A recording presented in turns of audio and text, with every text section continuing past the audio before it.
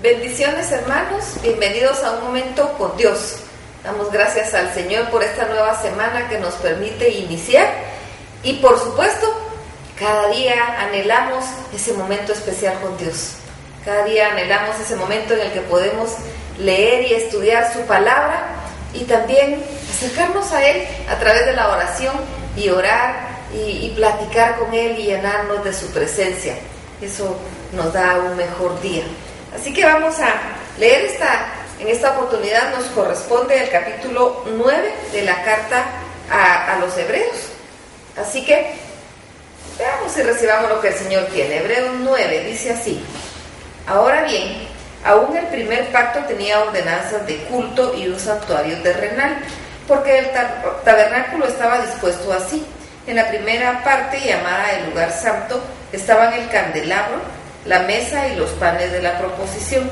Tras el segundo velo estaba la parte del tabernáculo llamada lugar santísimo, el cual tenía un incensario de oro y el arca del pacto cubierta de oro por todas partes, en la que estaba una urna de oro que contenía el maná, la vara de Aarón que reverdeció y las tablas del pacto, y sobre ella los querubines de gloria que cubrían el propiciatorio, de las cuales cosas no se puede ahora hablar en detalle. Y así dispuestas estas cosas en la primera parte del tabernáculo, entran los sacerdotes continuamente para cumplir los oficios del culto. Pero en la segunda parte, solo el sumo sacerdote, una vez al año, no sin sangre, la cual ofrece por sí mismo y por los pecados de ignorancia del pueblo, dando el Espíritu Santo a entender con esto que aún no se había manifestado el camino al lugar santísimo, entre tanto que la primera parte del tabernáculo estuviese en pie, lo cual es símbolo para el tiempo presente, según el cual se presentan ofrendas y sacrificios que no pueden hacer perfecto en cuanto a la conciencia al que practica ese culto, ya que consiste solo en comidas y bebidas de diversas abluciones y ordenanzas acerca de la carne impuestas hasta el tiempo de reformar las cosas. Pero estando ya presente Cristo, sumo sacerdote de los bienes venideros, por el más amplio y más perfecto tabernáculo, no hecho de manos, es decir, no de esta creación, y no por sangre de machos cabríos ni de becerros, sino por su propia sangre, entró una vez para siempre en el lugar santísimo, habiendo obtenido eterna redención. Porque si la sangre de los toros y los machos cabríos y las cenizas de la becerra rociadas a los inmundos santifican para la purificación de la carne, cuanto más la sangre de Cristo, el cual mediante el Espíritu eterno se ofreció a sí mismo sin mancha a Dios, limpiará vuestras conciencias de obras muertas para que sirváis al Dios vivo. Así que por esto es mediador de un nuevo pacto, para que interviniendo muerte para la remisión de las transgresiones que había bajo el primer pacto, los llamados reciban la promesa de la herencia eterna. Porque donde hay testamento es necesario que intervenga muerte del testador, porque el testamento con la muerte se confirma, pero no es válido entre tanto que el testador vive, de donde ni aún el primer pacto fue instituido sin sangre, porque habiendo anunciado Moisés todos los mandamientos de la ley a todo el pueblo, tomó la sangre de los becerros y de los machos cabríos con agua, lana, escarlata e hisopo, y roció el mismo libro y también a todo el pueblo, diciendo: esta es la sangre del pacto de Dios, os ha mandado.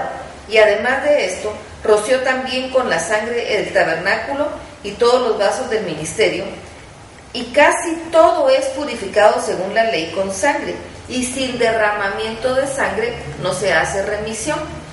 Fue pues necesario que las figuras de las cosas celestiales fuesen purificadas así, pero las cosas celestes mismas con mejores sacrificios que estos, porque no entró Cristo en el santuario hecho de mano, figura del verdadero, sino en el cielo mismo, para presentarse ahora por nosotros ante Dios, y no para ofrecerse muchas veces como entra el sumo sacerdote en el lugar santísimo cada año con sangre ajena, de otra manera le hubiera sido necesario padecer muchas veces desde el principio del mundo.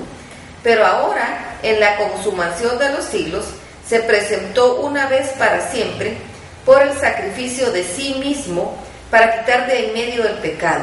Y de la manera que está establecido para los hombres que mueran una sola vez y después de esto el juicio, así también Cristo fue ofrecido una sola vez para llevar los pecados de muchos y aparecerá por segunda vez sin relación con el pecado para salvar a los que le esperan.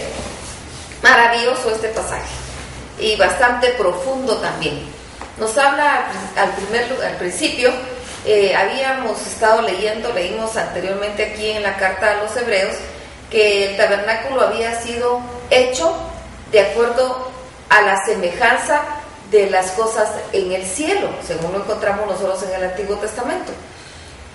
Sin embargo, bueno, en este tabernáculo había un orden que pertenecía al pacto primero, al pacto viejo, al pacto antiguo, que era que tenía que entrar el sacerdote al lugar santísimo una vez al año, y nos menciona que estaba dividido en dos lugares: el lugar santo, al que tenían acceso todos los sacerdotes, y el lugar santísimo, al que podía entrar solo el sumo sacerdote una vez al año, y tenía que llevar presentando las ofrendas y llevando la sangre que había derramado del animal que había sido entregado para la propiciación de los pecados, para presentar los pecados propios y los pecados del pueblo.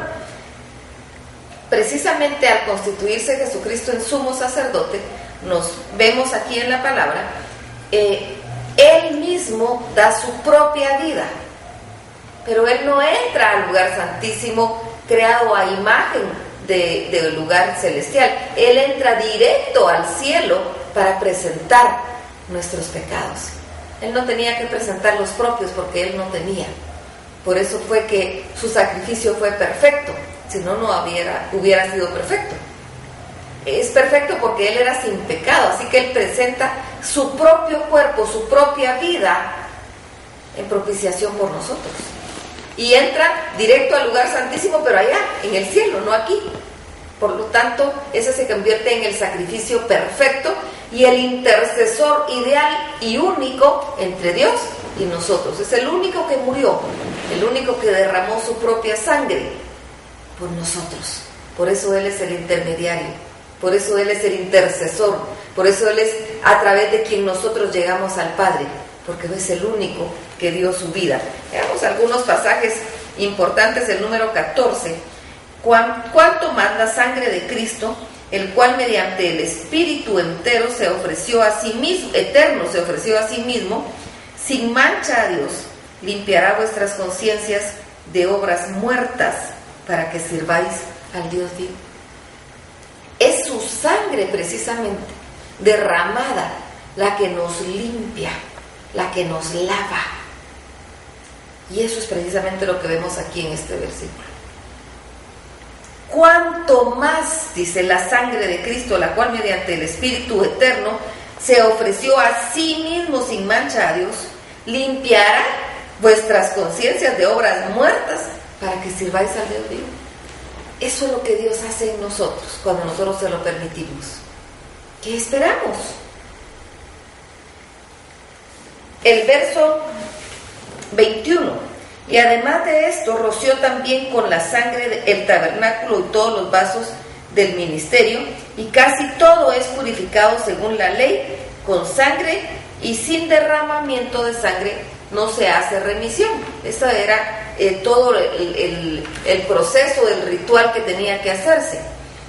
Fue pues necesario, dice el 23, que las figuras de las cosas celestiales fuesen purificadas así, pero las cosas celestiales mismas con mejores sacrificios que esto, porque no entró Cristo en el santuario hecho de mano, figura del verdadero, sino en el cielo mismo para presentarse ahora por nosotros ante Dios. Miren qué maravilla realmente, maravilloso lo que nosotros podemos ver y poder entender lo que Dios hizo por nosotros. y poder entender por qué es que Cristo es el único mediador entre Dios y el hombre. Leamos de nuevo este pasaje, recibamos lo que Dios tiene para nosotros, entendamos el sacrificio de Jesucristo, que fue uno, único y suficiente para ti, para mí, para la humanidad. Vamos a platicar con el Señor, vamos a darle gracias por su amor, por su cuidado, por su misericordia, porque Él está con nosotros, porque nos cuida, porque nos guarda. Y vamos a darle gracias por Cristo, en el nombre de Cristo. Por eso cuando oramos nosotros hablamos al Padre, pero hablamos en el nombre de Cristo, porque Él es el intercesor. Él es el intermediario. Así que vamos, platiquemos con Dios y hagámoslo en el nombre de Cristo. Disfrutemos un momento con Dios, deleitemos su corazón y que Él deleite el nuestro. Dios los bendiga.